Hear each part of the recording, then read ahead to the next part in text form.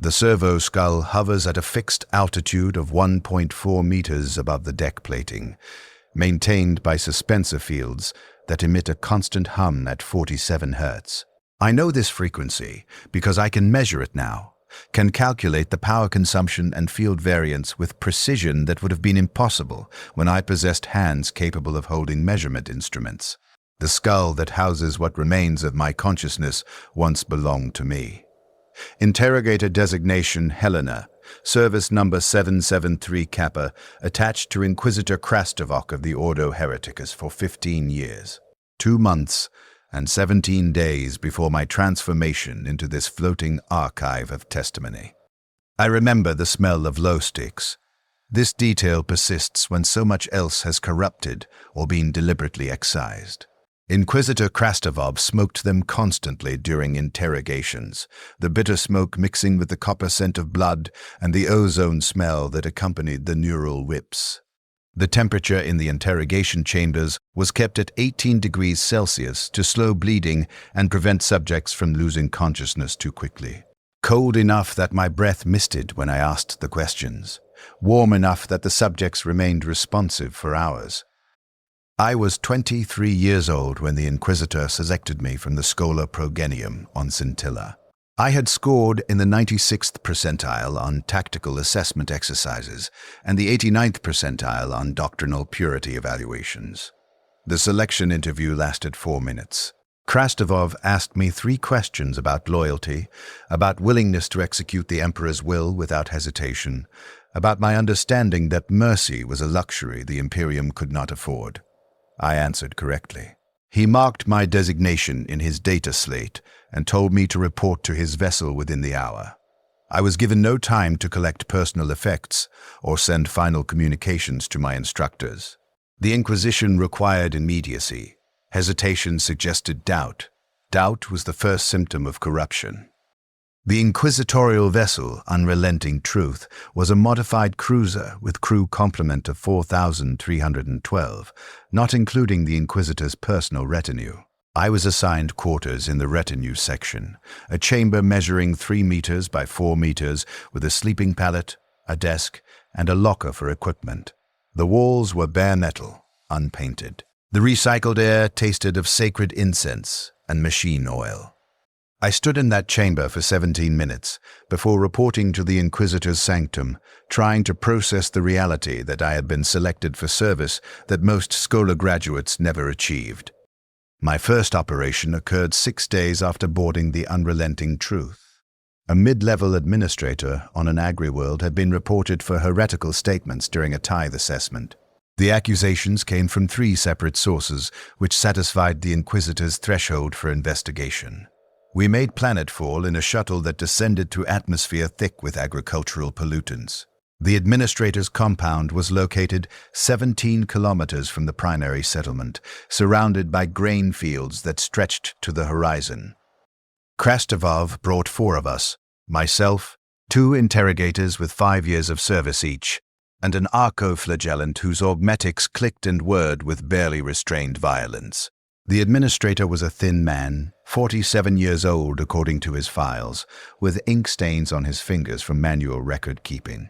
He looked at us with confusion, not fear. He asked what crime he had committed. Krastovov did not answer. He gestured to the senior interrogators, who secured the administrator to a chair using restraints that bit into flesh hard enough to prevent circulation. I watched. This was my assigned function. Observe, learn the protocols, understand the methods. The interrogation lasted 3 hours and 42 minutes. The administrator denied all charges. He recited prayers to the Emperor with desperate precision, trying to prove his faith through correct liturgy. Krastovov asked him about statements he had allegedly made regarding the tithe system's inefficiency, regarding questions about why the Imperium required such quantities of grain when local populations starved. The administrator admitted asking these questions, but claimed they were administrative concerns, not heretical doubts. Krastovov shot him in the forehead at hour 3:42. The bolt pistol's report echoed through the compound's main chamber. The administrator's body remained upright in the chair for 2.3 seconds before the weight shifted and toppled sideways. Krastovov turned to me and said, "Questions about the Imperium's requirements constitute doubt about the Emperor's design. Doubt is heresy. Heresy requires purging. You understand?" I said yes. I did not understand. Not then, but I recognized that understanding was not required. Compliance was required. The distinction would become clearer over the years that followed. We burned the compound using promethium charges. The grain fields ignited and spread across 43 hectares before local firefighting teams contained the blaze. The Inquisitor logged the administrator's death as confirmed heretic. Threat neutralized. The unrelenting truth departed the system within 8 hours of planetfall. I returned to my chamber and attempted to process what I had witnessed. The administrator's confusion remained archived in my memory. His genuine bewilderment at why asking questions about resource allocation constituted heresy worthy of execution. I did not sleep that night. My quarters possessed a small basin with running water that tasted of chemical purification. I washed my hands 17 times, though I had not touched the administrator, had not fired any weapon, had merely observed. The water's temperature fluctuated between 14 and 19 degrees Celsius. I counted the fluctuations until the shift bell rang for morning duties. Over the following months, I learned the operational procedures of inquisitorial investigation. The Ordo Hereticus focused on internal threats, corruption within the Imperium itself, deviation from approved doctrine, the subtle contaminations that preceded demonic incursion. We investigated accusations of heresy, witchcraft, unsanctioned psychoactivity, and doctrinal deviation. The threshold of evidence required for execution was lower than I had been taught at the Schola. Krastovov operated on the principle that false positives were acceptable losses. Better to execute 100 innocents than allow one heretic to spread corruption. I conducted my first interrogation 4 months into my service. The subject was a priest from a shrine world who had been accused of modifying approved litanies. The modifications were minor, adding 3 words to a prayer that traditionally contained 147 words. The priest explained that the addition improved the prayer's rhythm when chanted in the local dialect. Krastovov ordered me to determine if the modification represented genuine heresy or mere ignorance. I asked the questions from the approved interrogation protocols. I applied the neural whip when the priest's answers showed insufficient conviction. The whip delivered electrical current directly to pain receptors, producing agony without physical damage that might cause premature death. The priest screamed. The sound filled the interrogation chamber, echoed off the bare metal walls, continued for the 97 seconds that I maintained the current. When I released the trigger, the priest gasped that he had meant no heresy, that he served the Emperor with absolute devotion, that he would recant the modified litany immediately. I looked at Krastovov. He made a gesture, thumb horizontal, neither up nor down. The decision was mine to make. I processed the evidence. The priest had modified approved liturgy without authorization. Intent was irrelevant. The modification had occurred. By strict interpretation of doctrine, this constituted heresy. I executed him with my last pistol. The shot burned through his left eye and cauterized the brain tissue behind it. He died without further sound. Krastovov nodded approval and logged my performance as satisfactory. I had made my first independent decision as an interrogator. I had ended a life based on doctrinal interpretation rather than genuine threat assessment. That night, I discovered the Medikey dispensary's inventory included mild sedatives approved for interrogator use. The sedatives were not classified as recreational substances, but as operational necessities, tools to manage the psychological stress inherent to our duties. I requisitioned a 30-day supply. The Medikey servitor dispensed the tablets without comment or judgment. I consumed 2 tablets and achieved 6 hours of uninterrupted sleep for the first time since joining the unrelenting truth. The operations continued. We investigated a cult on a hive world that worshipped the Emperor through unauthorized rituals involving self-mutilation. We investigated a navigator family suspected of concealing genetic deviations beyond their accepted mutations. We investigated an entire district of a forge world where workers had begun signing prayers in a simplified language that deviated from approved High Gothic liturgy. Each investigation followed similar patterns. We gathered evidence. We conducted interrogations. We made determinations about heresy. We executed or released subjects based on those determinations. The executions outnumbered the releases by a ratio of approximately 8-1. I learned to administer interrogation drugs that lowered psychological resistance. I learned to interpret the physiological signs of deception versus genuine belief. I learned to operate the specialized equipment in the unrelenting truth's interrogation chambers, the neural whips, the bone saws for removing corrupted limbs, the sacred oils used to anoint subjects before execution, the promethium torches for purging contaminated materials. I also learned to requisition sedatives in increasing quantities. By my second year of service, I was consuming 4 tablets per night to achieve adequate sleep. The Medicae Servitor never questioned the escalating requisitions. Perhaps the pattern was common among interrogators. Perhaps the Inquisition expected and accepted the necessity of chemical assistance in managing our duties. In my 3rd year, I met the person who would matter most in my service. His name was Interrogator Matthias, designation 341 Sigma, assigned to Krastavov's retinue 6 months before my selection. He had survived longer than most interrogators. The average service duration was 4.2 years before psychological breakdown or death in field operations. Matthias had reached year 8 and showed no signs of the dissociative symptoms that typically preceded breakdown. I noticed him first during a mass interrogation on a feral world where an entire settlement had been accused of demon worship. We were processing 273 subjects, determining which showed genuine corruption versus which had merely been present during the heretical activities without direct participation. The volume of subjects required all available interrogators working in parallel. Matthias worked in the chamber adjacent to mine. I could hear his voice through the thin walls, calm, methodical, asking the standard protocol questions without inflection or emotion. His interrogations averaged 47 minutes per subject, significantly faster than my average of 72 minutes. His execution rate was higher than mine as well, approximately 9-1 rather than my 8-1 ratio. During a mandated rest period, I found him in the retinue common area reviewing case files on a data slate. He looked up as I entered. His eyes were gray, a detail I fixated on for reasons I could not immediately articulate.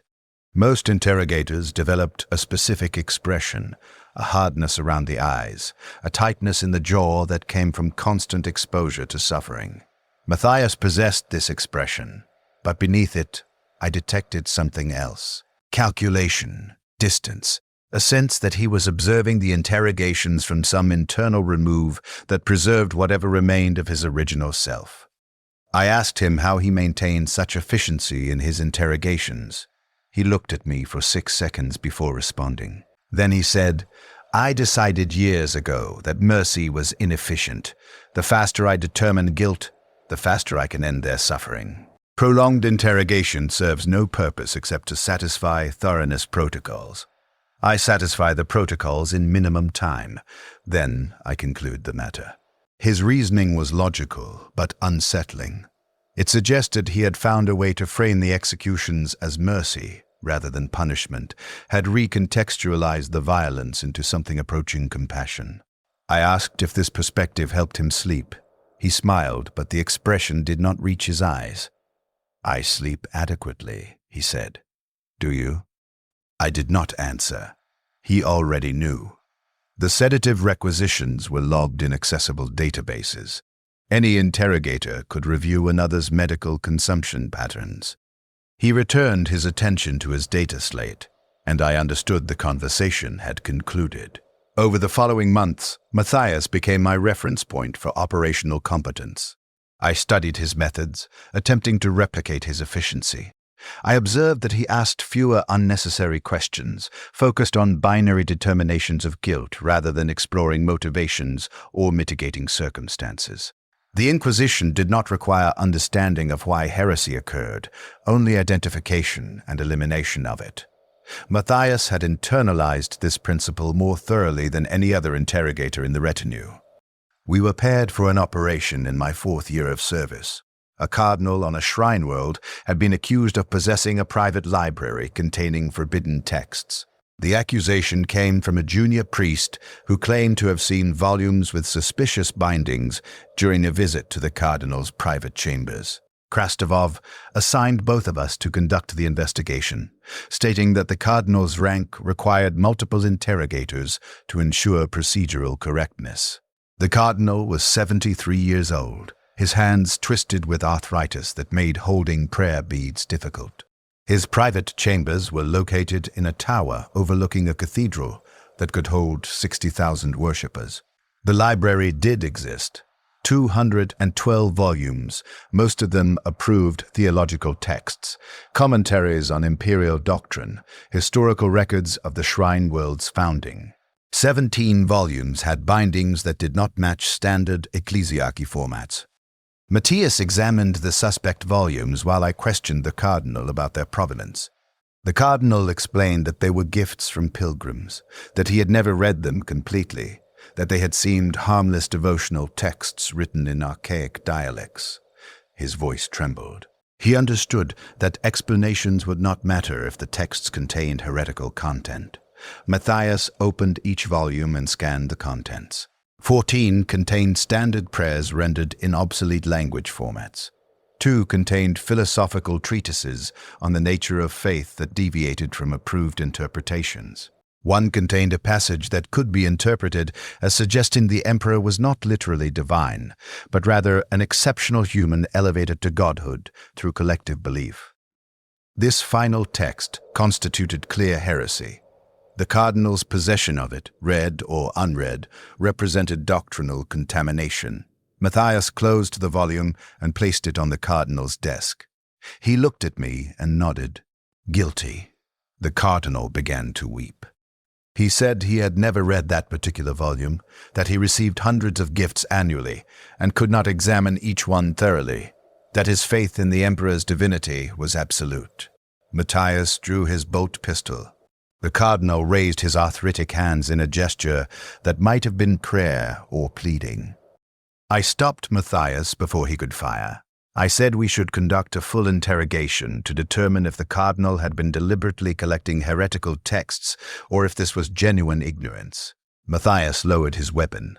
He asked what difference the distinction made. The heretical text existed in the cardinal's possession. The contamination was present regardless of intent. I could not articulate why the distinction mattered. I said something about thoroughness protocols, about ensuring we documented the full scope of potential corruption. Matthias studied me for several seconds, then holstered his bolt pistol and activated his Vox link to request interrogation equipment be brought to the cardinal's chambers. We spent 6 hours questioning the cardinal. We applied moderate levels of neural whip stimulation. We administered veritaserum to lower his psychological resistance. Every response suggested genuine ignorance. He truly had not read the heretical volume, had not understood the danger of accepting unsanctioned gifts, had maintained orthodox belief throughout his 73 years. By strict protocol, ignorance did not excuse possession of heretical materials, but the interrogation data supported a determination of contamination without malice. Matthias asked me what judgment I recommended. I said we should execute the cardinal but log the case as ignorant possession, rather than deliberate heresy. The distinction would be recorded in inquisitorial archives, would establish precedent for similar cases. Matthias nodded. He retrieved his bolt pistol and executed the cardinal with a single shot to the head. As we prepared to depart, Matthias said, "You delayed his death by 6 hours to establish an administrative distinction that will never matter to anyone except archive servitors. Do you believe those 6 hours of interrogation improved the outcome?" I said the thoroughness served the Inquisition's need for accurate records. Matthias made a sound that might have been agreement or dismissal. As we walked through the cathedral toward our shuttle, he added, "You wanted him to have more time. You wanted to believe that understanding his innocence would change what we had to do. It did not. It never does." He was correct. I had wanted the Cardinal's ignorance to matter, had wanted the investigation to reveal some pathway other than execution. But the heretical text existed. The contamination was present. The outcome was predetermined by the evidence, not by our understanding of intent. That night, I requisitioned an increased sedative dosage. The Medici servitor noted in my file that I was approaching the threshold where psychological evaluation might be required. I reduced my next requisition to remain below that threshold, then began supplementing with additional sedatives obtained through informal channels with other interrogators who possessed surplus allocations. Matthias and I were paired for operations 7 more times over the following year. We developed efficient coordination. He handled the direct interrogations while I managed evidence documentation and case file preparation. Our combined efficiency exceeded protocol standards by 18%. Krastovov noted our performance in his quarterly evaluations and began assigning us to cases requiring particular thoroughness. During an operation on a civilized world investigating a suspected genestealer cult, we identified 47 individuals showing physiological markers of hybrid contamination. The markers were subtle: minor skeletal irregularities, unusual iris patterns, scent markers detectable only through specialized analysis. Standard protocol required we purge all 47 and conduct expanded screening of their family networks, potentially expanding the purge to several hundred individuals. Matthias and I spent 11 days conducting the investigation.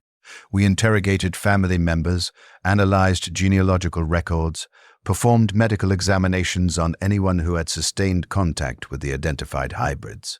The expanded screening identified 109 additional individuals, showing markers of potential contamination. Some markers were ambiguous, within the range of natural human variation, but suspicious enough to warrant caution. I reviewed the ambiguous cases with Matthias. I suggested we could release those individuals under surveillance rather than immediate execution. The contamination was not confirmed, and surveillance would allow us to identify if corruption manifested over time. Matthias asked what percentage of ambiguous cases typically resolved as genuine contamination. I accessed the statistical archives. 73% of ambiguous cases eventually confirmed as contaminated. Matthias said, "So we would release 109 individuals, knowing that approximately 80 of them are corrupted. We would allow those 80 to live for months or years, during which time they might breed, might spread their contamination, might compromise other individuals. We would create that risk to preserve the 29 who might be innocent." I understood his logic. The mathematics favored purging the ambiguous cases, but 29 individuals who might be innocent represented 29 lives that could be preserved. I said we could implement strict surveillance protocols, could monitor their genetic markers monthly, could intervene at first sign of confirmed contamination. Matthias looked at me with an expression I had not seen before. Not anger or disappointment, but something closer to concern. He said, "You are trying to preserve them because preserving them would mean we are not what we have become. You want to believe we can still choose mercy, but we surrendered that choice when we accepted the inquisitorial seal. We are instruments now. Instruments do not choose mercy, they execute their function." He was correct. I recommended we purge all 109 ambiguous cases. Krastovov approved the recommendation. We spent 4 days conducting the executions. I personally terminated 37 individuals whose contamination markers fell into ambiguous ranges. Their deaths were logged as preventive purging, threat probability sufficient to justify termination. That operation marked something in my service. I began to recognize that Matthias was not simply efficient. He had achieved a state of complete functional integration with his role. He experienced no cognitive dissonance between his actions and his self-concept because he no longer maintained a self-concept separate from his function. He was Interrogator Designation 341 Sigma. Nothing else remained. I envied this state. I also feared it. I could observe my own continuing dissonance. The part of me that still wanted the Cardinal's ignorance to matter, that wanted to preserve the 29 potentially innocent individuals, that consumed sedatives to suppress the memories of faces frozen in the moment of execution. That part of me was becoming smaller, harder to access, but it persisted. Its persistence was simultaneously my remaining humanity and my operational weakness. In my 7th year of service, we encountered our first confirmed daemon possession. The subject was a merchant captain whose vessel had returned from the outer systems exhibiting behavioral anomalies among the crew. Initial investigation suggested possible warp exposure, but the specific symptoms indicated something more severe than standard warp madness. Krastovov brought his entire retinue to the vessel, which remained in quarantine orbit around a naval station. We boarded wearing full environmental suits with integrated life support. Daemon contamination could spread through physical contact, through infected air, through proximity to corrupted materials. The vessel's interior was standard commercial configuration, showing no obvious signs of corruption. Temperature was 20 to 1 degrees Celsius. The recycled air smelled of machine oil and human occupancy. We found the merchant captain in his quarters. He sat at his desk reviewing shipping manifests as though nothing unusual had occurred. He looked up as we entered and smiled. The smile was wrong, too wide, held too long, accompanied by subtle facial muscle movements that did not align with human expression patterns. Krastovov ordered him secured. 4 armsmen moved forward with restraints. The captain stood and spoke a word I cannot reproduce here, cannot even fully remember, because the human mind was not designed to process sounds that originate from beyond real space. The word had texture and dimension, had mass and velocity. It struck like physical impact. 2 of the armsmen collapsed, blood streaming from their eyes and ears. The captain's form rippled, his skin moving as though something beneath was attempting to push through. Matthias fired his bolt pistol. The round struck the captain's chest and detonated. The body should have been destroyed by the explosive impact. Instead, the captain remained standing, the wound in his chest visible but not bleeding, exposing internal anatomy that was no longer recognizably human. What emerged from the captain's body is documented in inquisitorial records under classified designations I am no longer permitted to access.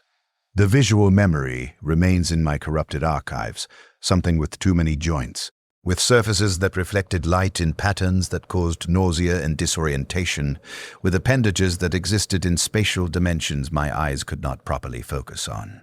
The demon possessed sufficient physical manifestation to interact with our reality. It moved toward Krastovov with speed that exceeded human reaction time. Matthias pushed me aside and activated the portable incinerator unit he carried for purging contaminated materials. Promethium fire filled the captain's quarters. The temperature spiked to approximately 400 degrees Celsius. The daemon's physical manifestation burned, but slowly, as though the flames struggled to affect its substance. It screamed. The sound was worse than the word it had spoken. A harmonized chorus of human voices in agony combined with frequencies that caused the deck plating to vibrate. Krastovov was chanting prayers of banishment, his voice amplified through his suit's external speakers. The other interrogators added their voices to the prayer. I attempted to join them but could not form the words. My mind was still processing what I had seen when the captain's skin rippled, was still attempting to categorize the anatomical impossibilities the daemon had displayed. The daemon's manifestation collapsed after 93 seconds of sustained promethium fire. What remained was ash and corrupted metal where its substance had touched the deck plating. The captain's original body was gone, consumed completely by whatever had worn his form. Krastovov ordered us to purge the entire vessel. We spent 8 hours pumping the interior spaces full of blessed promethium and igniting it in controlled burns that reduced everything to ash and slag. During the purging operation, Matthias found me in one of the vessel's external airlocks, staring through the viewport at the stars beyond. He stood beside me without speaking for several minutes. Then he said, "First time witnessing manifestation." I confirmed this. He nodded. He said, "The mind attempts to process what it observes. It attempts to categorize, to understand, to fit the daemon into frameworks of normal experience. This is error. Daemons cannot be understood through human frameworks. They exist outside those parameters. Attempting to process them causes the kind of cognitive damage you are experiencing now." I asked how he managed to act so quickly, to deploy the incinerator without hesitation. He said, "I do not attempt to understand them. I simply identify that they are present and execute the purging protocols. Understanding is not required. Action is required." His answer was correct and efficient and completely inadequate to address what I was experiencing. I had witnessed something that violated every principle of reality I had been taught. The daemon's existence proved that the Imperium's warnings about warp corruption were not metaphorical or exaggerated. The horrors were literal. The enemy was real and could manifest in our reality with effects that no amount of faith or conviction could prevent. That night, I consumed 8 sedative tablets, 4 times my normal dosage. I did not achieve sleep. I experienced a state of reduced consciousness in which the demon's image repeated in fragmented memory loops. When the shift bell rang, I reported for duty. Krastovov reviewed the entire retinue for signs of corruption or psychological damage. He determined that 2 armsmen required termination due to exposure to the daemon's initial manifestation. I was cleared for continued service. The operations continued. We investigated more cases of suspected possession. We identified and purged 3 additional demon manifestations over the following 2 years. We also conducted the routine investigations: heretics, witches, doctrinal deviants, unauthorized psychers, corrupted officials. The cases blurred together. My sedative consumption increased to 12 tablets per night. The Medici servitor finally flagged my file for mandatory psychological evaluation. The evaluation was conducted by a sanctioned psycher attached to the inquisitorial staff. He examined my mind for 17 minutes, scanning for corruption markers, for cognitive damage, for the subtle contaminations that preceded breakdown. He found stress damage consistent with extended inquisitorial service, but no corruption. He recommended I reduce my sedative consumption and increase my participation in prayer rituals to maintain psychological stability.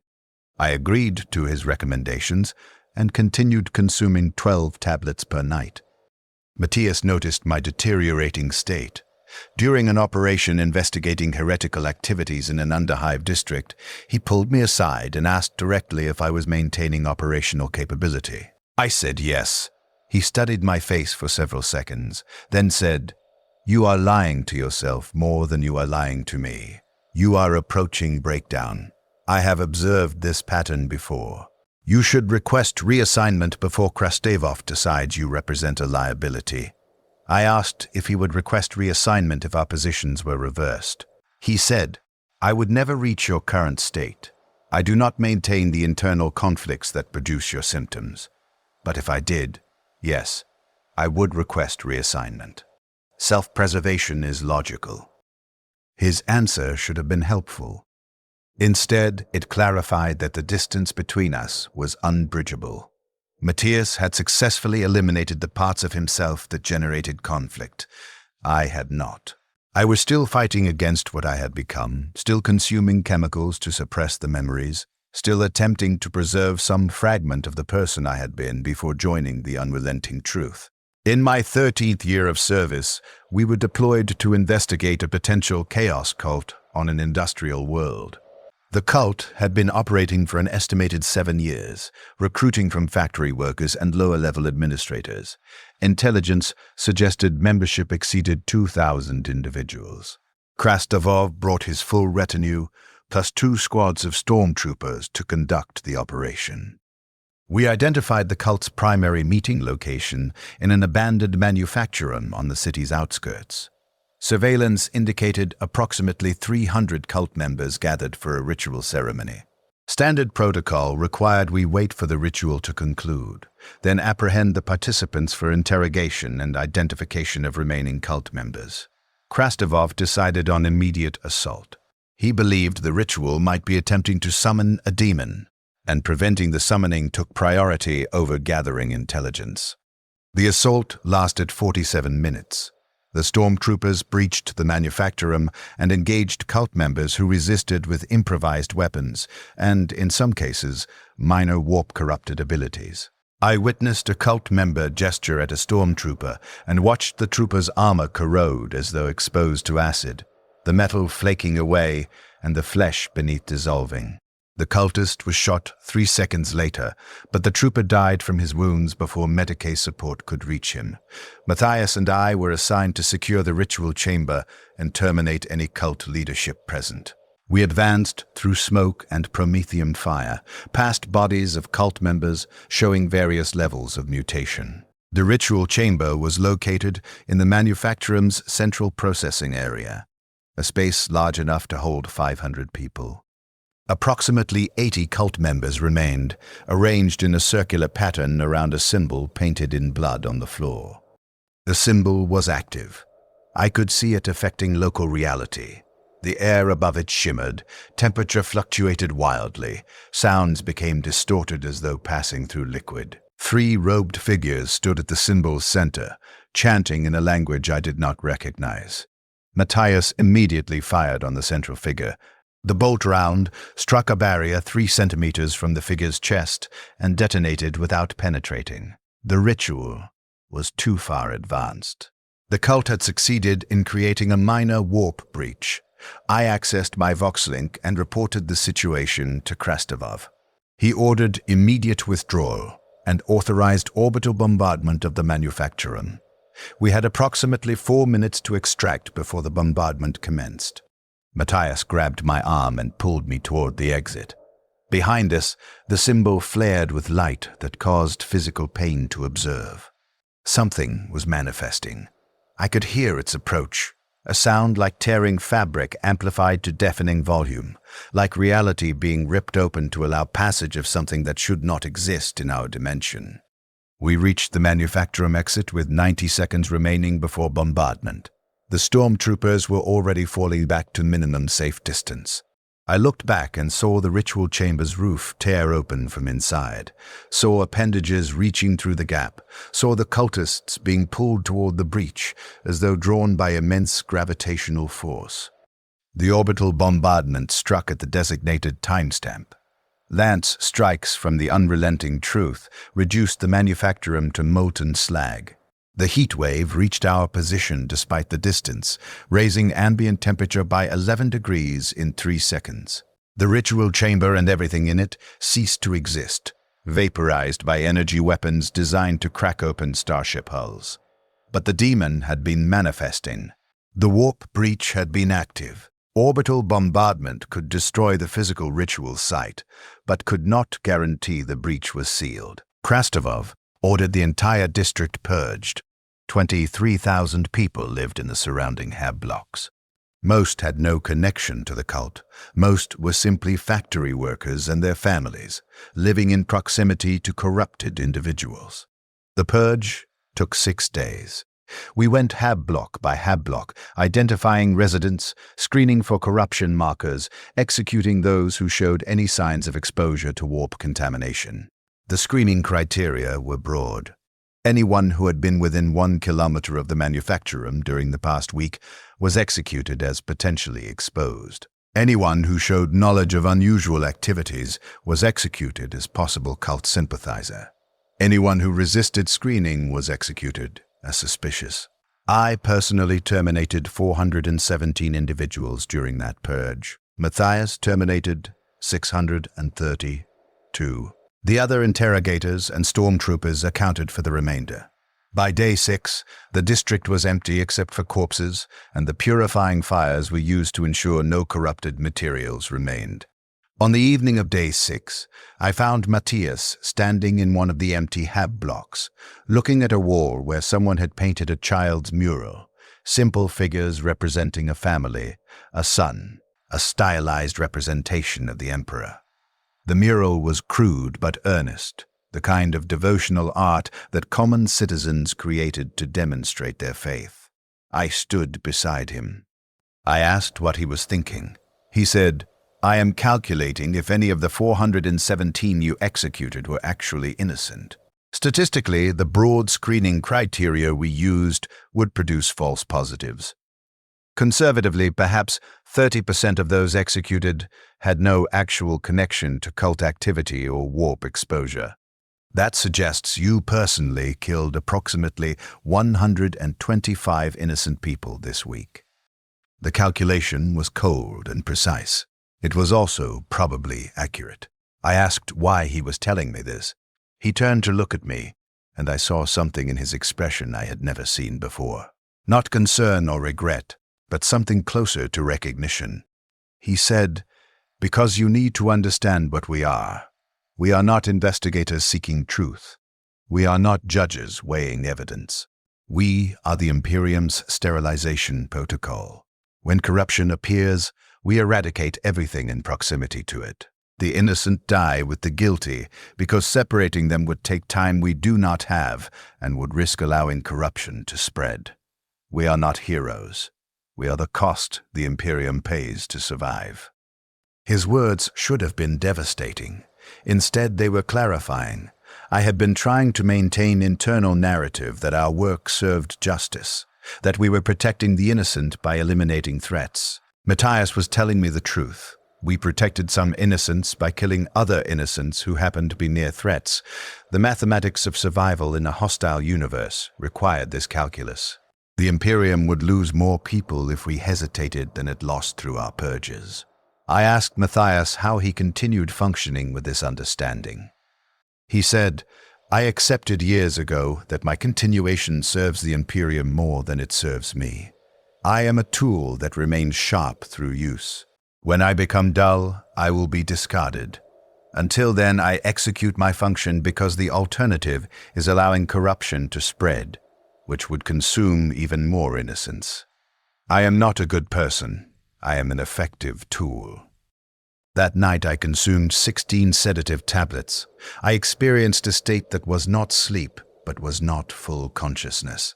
Images from the purge cycled through my mind, faces frozen in the moment I fired, children who had painted devotional murals and died within meters of their art, the empty hab blocks filled with smoke and silence.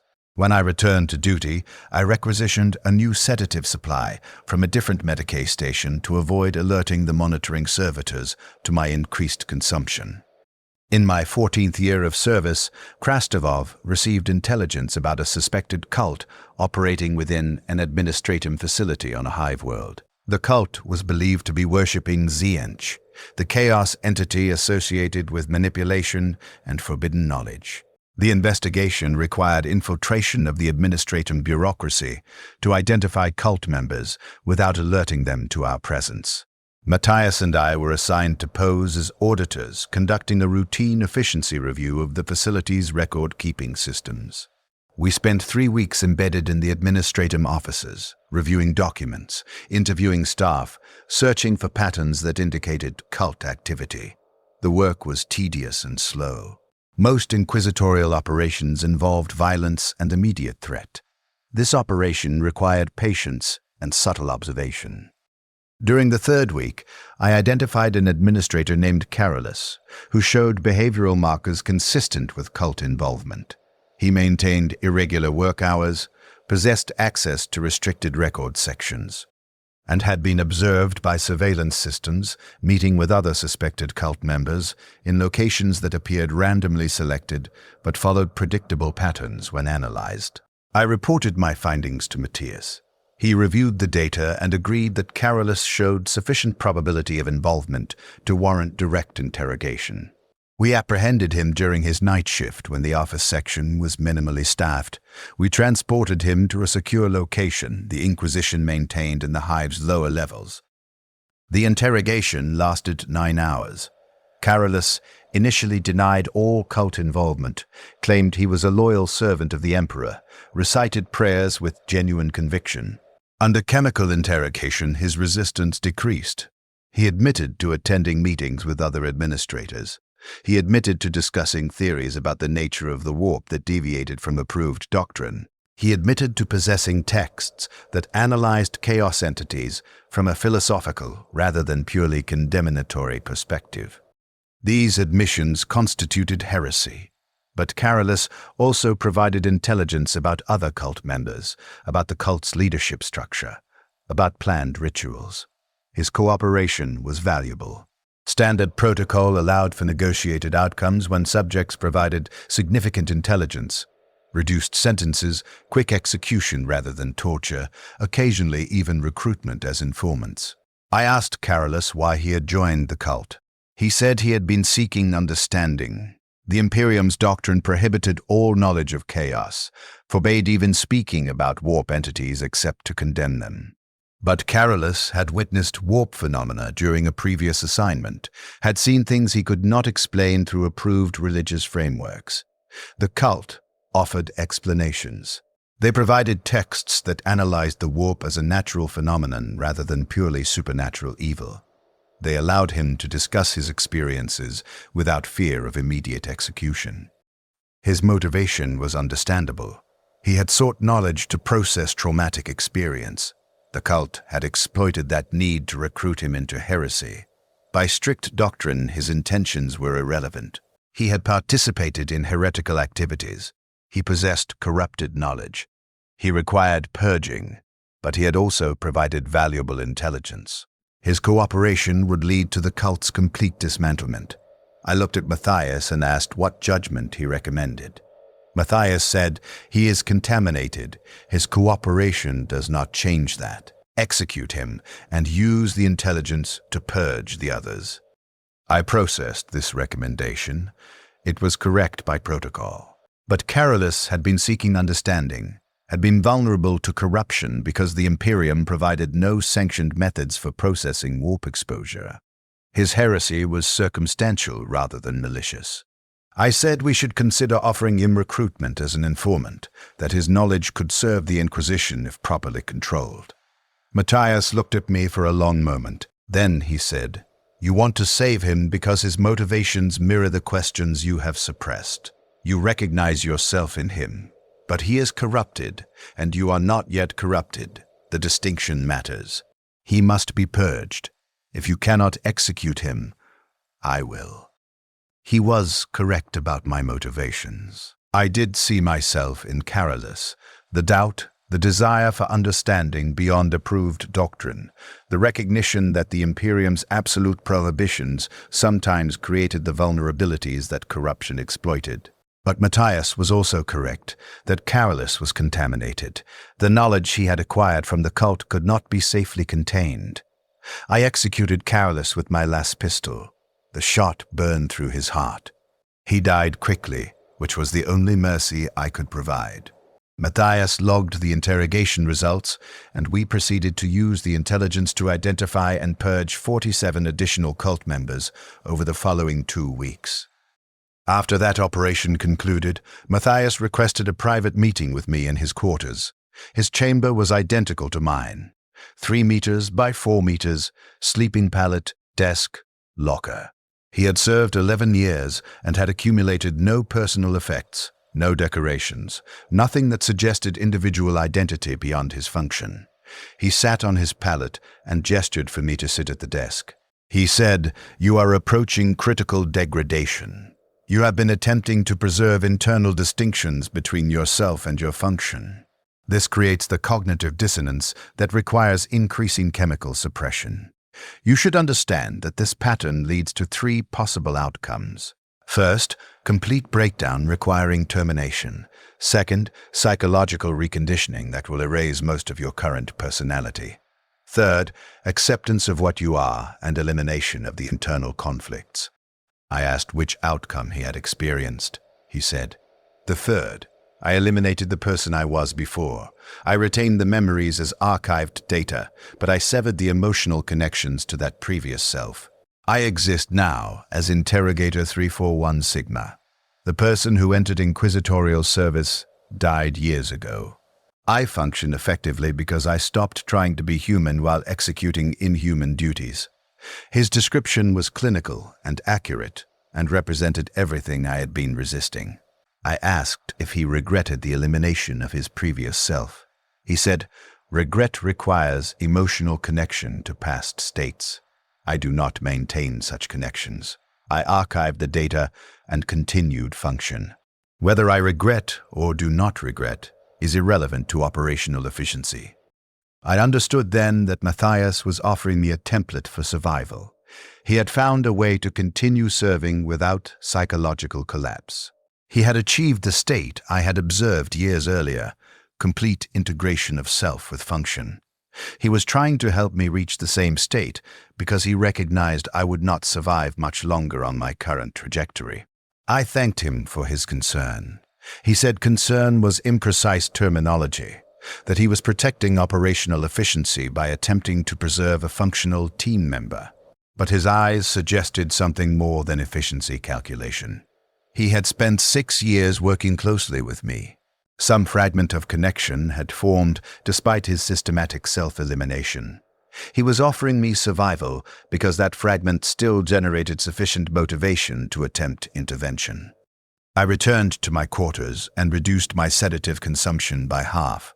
I experienced 4 nights of severely disrupted sleep, vivid nightmares featuring the faces of people I had executed, hallucinations that felt like mild warp exposure. On the 5th night, my consciousness began to adapt. The nightmares became less intense. The faces became less distinct. I was learning to process the memories as archived data rather than emotionally weighted experiences. By the end of the 2nd week, I had achieved a state similar to what Matthias described. Not complete elimination of internal conflict, but significant reduction. I could access the memories of executions without experiencing the full emotional responses. I could recognize that I had killed approximately 2,700 people during my service without that recognition causing immediate psychological distress. I had not eliminated the person I was, but I had achieved sufficient distance from that person to continue functioning. Matthias noticed the change. During our next joint operation, he observed my improved efficiency, my reduced hesitation during interrogations, my faster determinations of guilt. After we completed the operation, he said, "You have made progress. You may survive to 15 years now."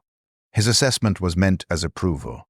The average interrogator served 4.2 years. Reaching 15 years would represent exceptional resilience. But I understood that survival came at cost.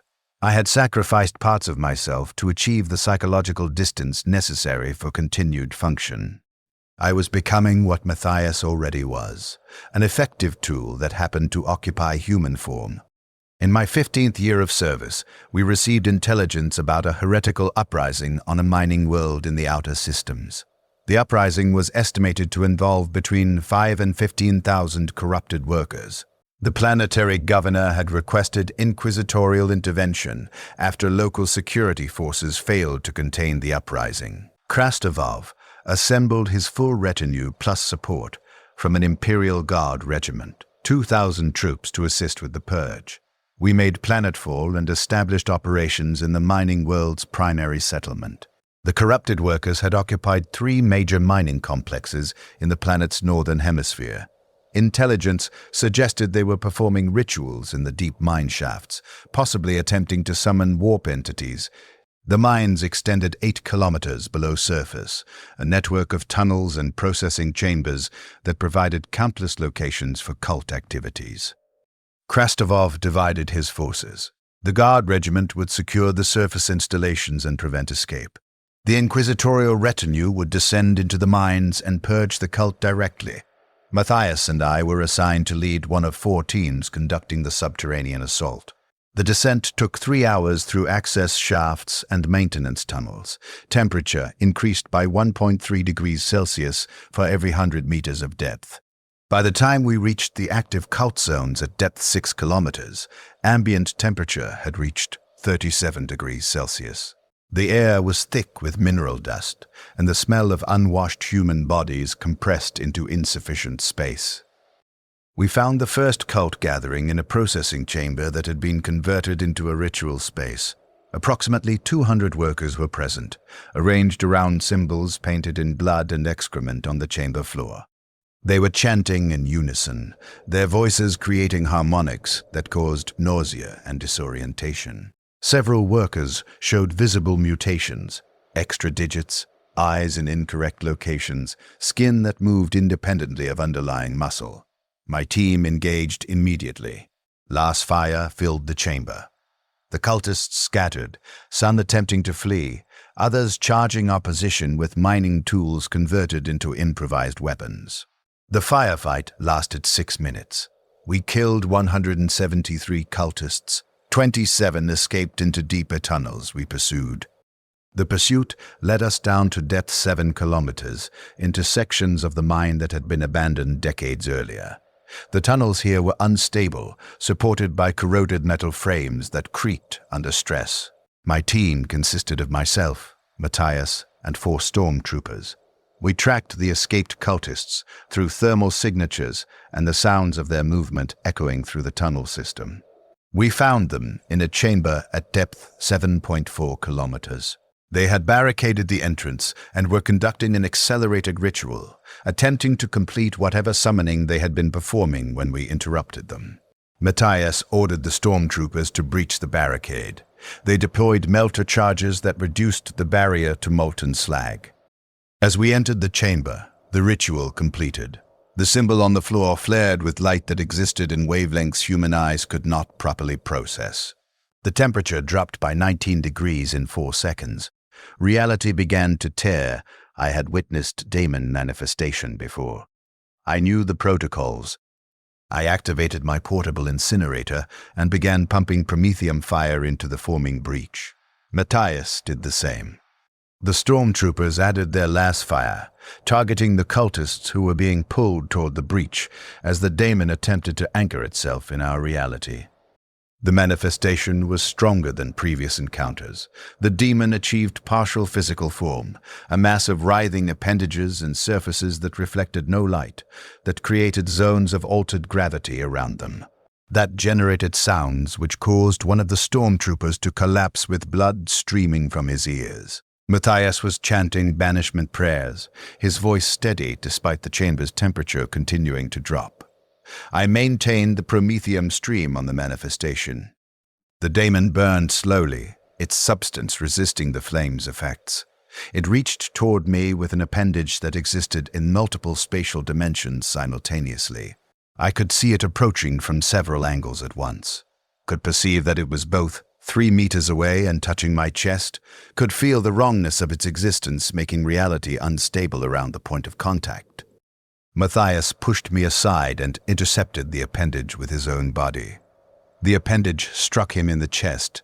His armor corroded instantly, the blessed ceramite flaking away like rust.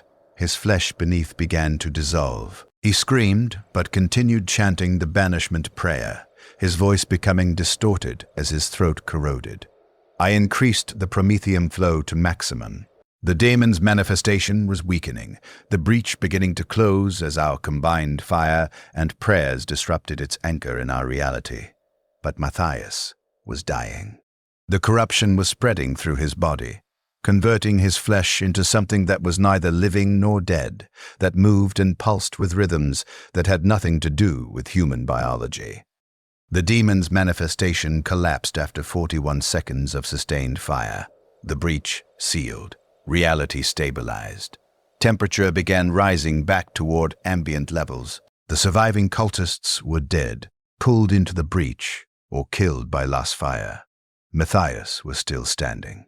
His chest was a mass of corrupted tissue, his armor mostly gone, his breathing irregular and wet. He looked at me with eyes that were beginning to cloud with corruption. He said, Execute me, immediately, before the corruption spreads further. I raised my last pistol. My hand was steady. I had executed 2,743 people during my 15 years of service. I had learned to distance myself from the emotional weight of killing. I had achieved the psychological state that Matthias himself had taught me, but I could not fire. This was Matthias, designation 341 Sigma. 11 years of service. The person who had shown me how to survive inquisitorial duty. The only other consciousness in my service who had understood the cost of what we did. The primary connection I had maintained, despite systematic elimination of other emotional attachments. He said again, "Execute me. This is protocol. You know the protocol." Corrupted individuals required immediate termination, regardless of prior service or relationship. Hesitation risked allowing corruption to spread. But my finger would not compress the trigger. Some part of me that I thought I had eliminated was refusing the action, was insisting that this death mattered differently than the other deaths. Matthias raised his own last pistol with his remaining functional hand. He placed the barrel under his chin. He said, "You were close to surviving. You had achieved sufficient distance. But you maintained connection to me. This was error. Connection creates vulnerability.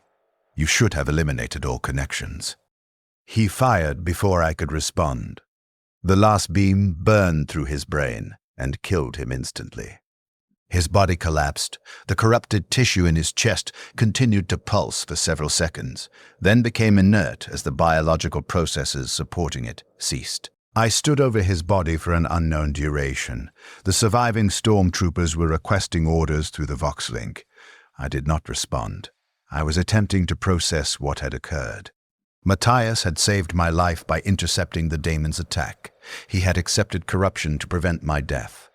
Then he had executed himself, because I had failed to do so, because my maintained connection to him had created the hesitation that violated protocol. He had been correct. Connection created vulnerability. I had maintained one connection despite eliminating others, had preserved my relationship with Matthias as though it made me still human rather than a tool. That preservation had created the exact failure state he had warned me about, inability to execute protocol when protocol conflicted with preserved attachment. I finally accessed the Vox-link and ordered the stormtroopers to prepare Matthias's body for transport to the surface. We would burn it there in blessed Prometheum to ensure the corruption was fully purged. I logged his death as killed in action against demon manifestation. Threat eliminated. Interrogator performed his function with exceptional efficiency until termination. The logging was accurate but incomplete. It documented what happened, but not what it meant. Matthias had been the last connection between who I was and what I had become. His death eliminated that connection. What remained was Interrogator designation 773 Kappa. Functional, efficient, empty. We completed the mind purge over the following 4 days. We killed approximately 8,000 corrupted workers. We burned the ritual chambers and collapsed the deepest tunnels with demolition charges to prevent future use. The operation was logged as successful. The planetary governor expressed gratitude for the Inquisition's intervention. I returned to the unrelenting truth and requisitioned 30 sedative tablets. I consumed all 30 over the course of one sleep period. The Medicae servitor flagged my file for immediate psychological evaluation. I was confined to quarters pending evaluation. Krastovov conducted the evaluation himself. He scanned my mind with psycho-assistance, searching for corruption, for cognitive damage, for signs of breakdown. He found grief, but no corruption. He found trauma, but within acceptable parameters for inquisitorial service. He found that I had maintained connection to another interrogator, and that connection's termination had caused acute psychological distress. He asked why I had maintained the connection when such attachments were discouraged, precisely to prevent this kind of operational disruption. I said I had not recognized I was maintaining it, had believed I had achieved the same elimination of attachments that Matthias had achieved. The connection had been unconscious, unmonitored, and therefore uncontrolled. Krastovov processed this information. He said, "You have served adequately for 15 years. Your efficiency has been above average. Your corruption rate is 0. But you have demonstrated emotional vulnerability that creates operational risk. I will offer you a choice. First option, psychological reconditioning that will eliminate the vulnerability, but will also erase significant portions of your personality and memory. Second option, continued service with increased monitoring. Third option, reassignment to a less demanding posting." I asked what he recommended. He said reassignment was statistically least likely to result in long-term stability. Interrogators who left frontline service rarely adapted to different roles and typically experienced delayed breakdown. Reconditioning was effective, but created a different person occupying my body. Continued service risked eventual breakdown, but preserved my current identity. I chose continued service. Krastovov accepted my choice but assigned me to lower-risk operations for the following 6 months to allow psychological stabilization. I conducted investigations of doctrinal deviations that did not involve daemon threats or large-scale purges. I interrogated suspected heretics whose cases were clear and who required standard execution rather than complex moral calculations. The stabilization period was partially successful. I learned to function without Matthias's presence. I processed his death as I had processed the other deaths, archived the memory, reduced the emotional weight, continued operation. But the process was incomplete. Some fragment of connection persisted. I found myself thinking about what he had said, about how he had warned me that connection created vulnerability, about how his final act had been to prevent my continued failure by removing the need for me to execute him. After 6 months, Krastovov returned me to standard operations. My first assignment was investigating a suspected chaos cult on a civilized world. The investigation required interrogating 47 suspects to identify cult leadership. I conducted the interrogations with restored efficiency. I made determination of guilt based on evidence without emotional interference. I executed 31 confirmed cultists and released 16 who showed insufficient connection to cult activities. On the surface, I had recovered. My performance metrics returned to previous levels. My sedative consumption decreased to manageable levels. I appeared to have processed Matthias's death and resumed functional service. But during the interrogation of the 47th suspect, something occurred that revealed my recovery was incomplete. The suspect was an administrator who had been attending cult meetings without understanding their true nature. He had believed he was joining a philosophical discussion group, had not recognized the heretical content until the meetings had progressed to ritual ceremonies. He was genuinely horrified when I explained what he had participated in. Genuinely devoted to the Emperor. Genuinely innocent, except for his ignorance. By protocol, ignorance was not a defense. He had participated in heretical rituals. He had been exposed to corrupted knowledge. He required purging. But his case was identical to Carolus's case from 2 years earlier, a loyal citizen exploited by genuine heretics, contaminated through vulnerability rather than malice. I had executed Carolus without hesitation. I had recognized that his contamination required purging regardless of intent, but facing this new suspect, I found myself unable to make the same determination. I saw Matthias in him, the person who had done what was required by duty even when duty demanded human actions, who had maintained service despite the cost, who had been loyal to the Imperium until corruption took that choice away. The suspect asked what judgment I would render. I did not answer. I was experiencing cognitive failure, unable to process the case through the frameworks I had developed. The emotional weight I thought I had eliminated was returning, was interfering with my analytical function, was creating the exact vulnerability Matthias had warned against. I accessed my Vox link and requested Krastovov's direct intervention. He arrived within 12 minutes, reviewed the case data, and made the determination I could not make. The suspect was corrupted. He required purging. Krastovov executed him with his bolt pistol.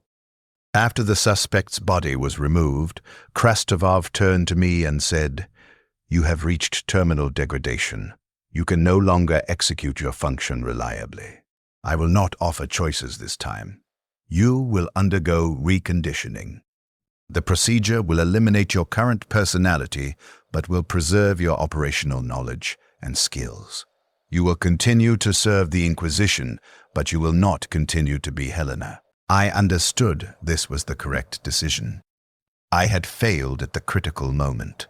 I had allowed preserved emotional attachments to interfere with my duty. I had become the operational liability that Matthias had warned me I would become if I could not eliminate all connections. I asked Krastovov if I could make one request before the reconditioning. He said I could. I asked that my testimony be recorded, that some archive remain of what I had witnessed, of what service to the Inquisition had cost. He agreed.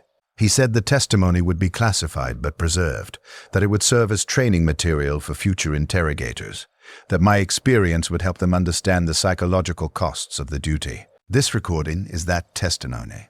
I am Interrogator Designation 773 Kappa, formerly Helena, age 38, 15 years of service to Inquisitor Krastovov of the Ordo Hereticus. I have conducted approximately 3,000 interrogations. I have executed 2,743 individuals based on determinations of guilt I made personally. I have participated in purges that killed approximately 31,000 additional individuals. I do not know how many of those deaths were necessary. I do not know how many were innocent people who died because proximity to corruption required their elimination. I do not know if the Imperium I served was better or worse for my service. I know only that I executed my function until I could not, and that the cost of that function was everything I was before I began. Matthias was correct. We are not heroes. We are not even people anymore. We are the Imperium's sterilization protocol, the instruments that burn away infection without regard for what burns with it. We are necessary because corruption is real and dangerous and must be eliminated before it spreads. But we are also the cost the Imperium pays for its survival. Human consciousness converted into tools of purging, personalities erased to preserve operational efficiency, lives consumed to fuel the eternal war against chaos. I have achieved clarity in these final hours before reconditioning. Service to the Inquisition means surrendering everything that makes you human to become an effective instrument of the Imperium's will. It means learning to kill without hesitation, to process suffering without emotional response, to calculate acceptable losses in quantities that would break anyone who maintained their original self. Some interrogators achieved this transformation successfully. Matthias did. He eliminated his former self and existed purely as function. He survived 11 years and died executing his duty with perfect efficiency. Others fail, as I have failed, maintaining connections that create vulnerabilities, preserving fragments of humanity that interfere with operational requirements. I do not regret my service. Regret would require believing I had better alternatives. The Imperium faces threats that would consume all human consciousness if left unchecked. The Inquisition exists to identify and eliminate those threats before they spread beyond containment. My participation in that mission served necessary purposes even when the methods were brutal and the costs were measured in innocent lives. But I testify that the cost is real, that the Inquisition consumes its servants as thoroughly as it consumes the enemies it hunts, that maintaining humanity while executing inhuman duties is possible only temporarily and incompletely. That eventually all interrogators face the same choice: eliminate yourself and continue as pure function, or maintain yourself and fail, or cease service before transformation completes. I chose the third path too late. I should have requested reassignment years ago, should have recognized when my psychological degradation reached critical thresholds.